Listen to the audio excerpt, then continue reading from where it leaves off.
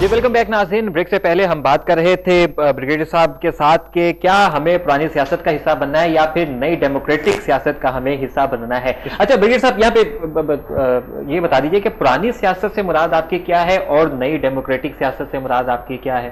دیکھیے میں نے پہلے بات کی نا جیسے 70s اور 80s کی ڈیکیڈ سے ہم چلے آ رہے ہیں تو ایک مکسچر ہے ہمارے پاس.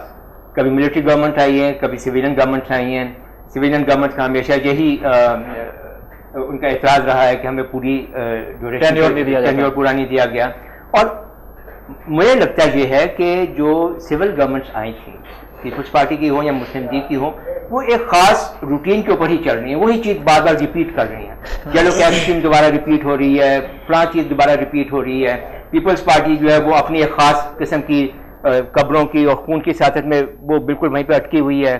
یہ ہم لوگ جو مسلم لیگ والے ہیں, جیسے پنجاب میں آپ دیکھ لیں, انہوں نے خاص ایک وہ پروجیکٹ رکھے ہیں جو کہ بظاہر نظر آئیں, آئی کیچنگ ہو, گیمکس ہیں وہ زیادہ تر.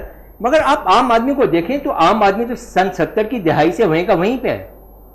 آپ یہ کوئی ہمیں بتا دے, چاہے ملٹری گورنمنٹ ہو چاہے سویلین گورنمنٹ ہو, کہ ایک عام آدمی کی قوت خرید میں 1970 سے لے کر اب تک کتنا فرق پڑا. کیا اس کی قوت خرید بڑھی ہے, کیا اس کی قوت خرید کم ہوئی ہے, کیا اس کا لیونگ سٹینڈرڈ بہتر ہوا ہے, اسٹینڈرڈ آف لائف بہتر ہوا ہے کہ کم ہوا ہے؟ اچھا میں آپ نے سوال کیا, بریگیڈیئر صاحب نے اس کا جواب نہیں دیا. دفاعی دانشور کو سوال کا جواب ضرور دینا چاہیے. میں دوبارہ ریپیٹ کرتا ہوں. انہوں نے اعتراض کیا کہ اس ملک میں پرانا نظام حکومت, پرانی سیاست, اور انہوں نے پھر لفظ استعمال کیا تھا ماڈرن پروگریسو, ابھی کی. مجھے اس پرانی میں اور نئی میں فرق واضح نہیں ہو سکا ابھی تک. پھر یہ لوگوں کے مسئلے مسائل پہ آگے گزارش یہ ہے کہ پرانا نظام حکومت, اس میں تو 1973 کا کنسٹیٹیوشن ہے جو ایک جمہوری دستاویز ہے جس میں لوگ الیکشن کے ذریعے الیکٹ ہوتے ہیں, اور جو الیکٹ ہوتے ہیں ان کی پارلیمنٹ بنتی ہے اور ان کی رائے کے مطابق ملک گورن ہوتا ہے. جہاں تک تعلق ہے ڈیولپمنٹ کا اور پاکستان مسلم لیگ نون کی ڈیولپمنٹ کا, تو ہم یہ چیلنج کرتے ہیں کہ سوائے ہمارے اس ملک کو کسی نے ڈیولپ نہیں کیا. ایک واٹ بجلی مشرف کے دور میں نہیں آئی, ایک واٹ بجلی زرداری صاحب کے دور میں نہیں آئی. اندھیرے چھا گئے ہیں سب طرف. انشاءاللہ تعالی ہم آئیں گے تو ان اندھیروں کو دور کریں گے. ٹھیک ہے, جو ہم نے ابھی تک بنایا گمک نہیں. ٹھیک ہے, 1.5 لاکھ آدمی میٹرو بس کے اوپر, 1.5 لاکھ غریب آدمی میٹرو بس کے اوپر روزانہ مستفید ہوتا ہے, اور وہ 150 روپیہ کرایہ جو دیتا تھا وہ 20 روپے کرایہ دیتا ہے. جو ٹوٹی ہوئی ویگن میں جاتا تھا, جو ابھی بھی کراچی میں ٹوٹی ہوئی گاڑیوں میں جاتے ہیں, جو دوسرے صوبوں میں ابھی بھی ٹوٹی ہوئی گاڑیوں میں جاتے ہیں, وہ ادھر نئی ایئر کنڈیشن گاڑیوں میں بیٹھ کے جاتے ہیں. ٹھیک ہے. اچھا میں ان کا تھوڑا سا موقف لے لوں, پھر صاحب آپ کی طرف آتا ہوں. اچھا مشرف صاحب نے 1 واٹ بجلی نہیں بنائی, آپ کے اوپر ڈائریکٹ اٹیک. نہیں, 850 سے زیادہ کی ایکسٹینشن پروگرام ہم نے تمام موسٹ آف دا ڈیمز کے اوپر ہم نے شروع کیے.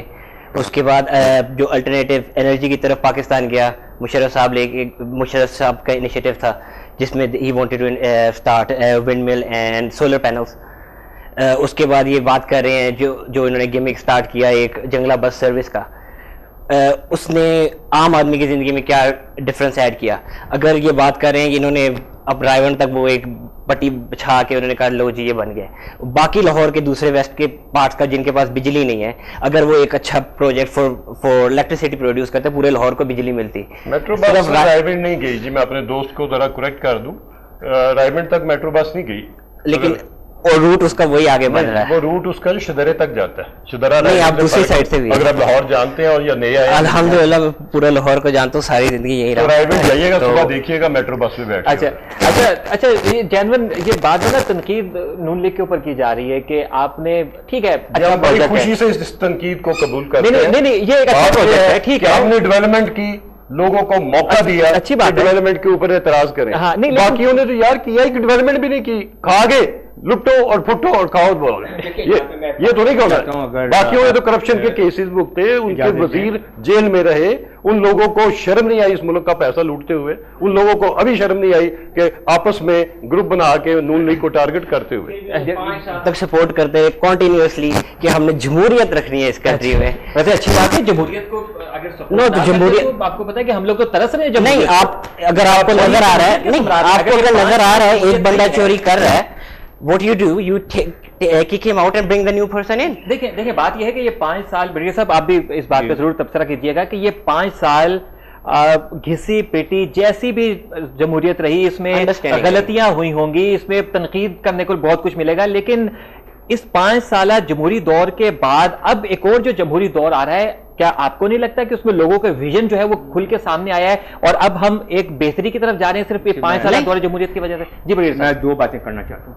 पहली बात तो कर्नल साहब ने जैसे फरमाया इसकी डेवलपमेंट जो हुई और हमने जिनको गिमिक्स कहा, चलिए मैं गिमिक्स का लफ्ज़ वापस लेता हूँ। Metro bus is a good project.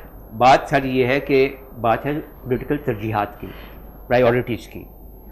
अंग्रेज़ी का एक मुहावरा है, शायद चाइनीज़ है, कि give a man a fish to eat, you feed him for a day, सस्ती रोटी खिला दी।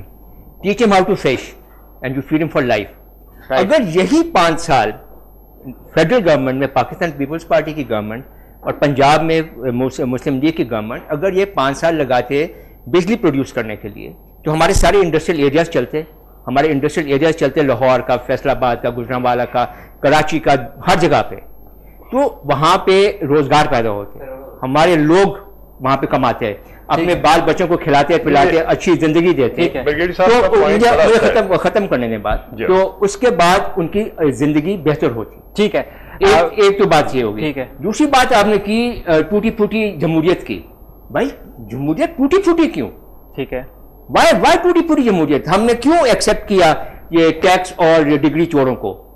हमने क्यों एक्सेप्ट किया डुअल नेशनलिटीज वालों को? ठीक है, हमने क्यों एक्सेप्ट किया उन लोगों को जिन्होंने झूठ बोलकर ये अपने गलत डॉक्यूमेंट्स जमा करवाए असेंबली में और उसके बाद वो मेंबर्स बन गए, अच्छा, जो कि काबिले सजा जराइम है। ठीक है, अच्छा, इसके ऊपर फिर बात करेंगे क्योंकि आज अब इलेक्शन कमीशन ने उन्हीं लोगों को दोबारा फिर इंतखाबात के लिए भेज दिया है। कहाँ पे वो जैसे कहते हैं कि कहाँ पे उनकी स्क्रूटनी होनी चाहिए थी, वो नहीं हुई। ब्रेक का वक्त हुआ जाता है, इसके ऊपर बात करेंगे। नाज़रीन, ब्रेक का फिर वक्त हुआ जाता है, वापस आते हैं, हमारे साथ रहिएगा।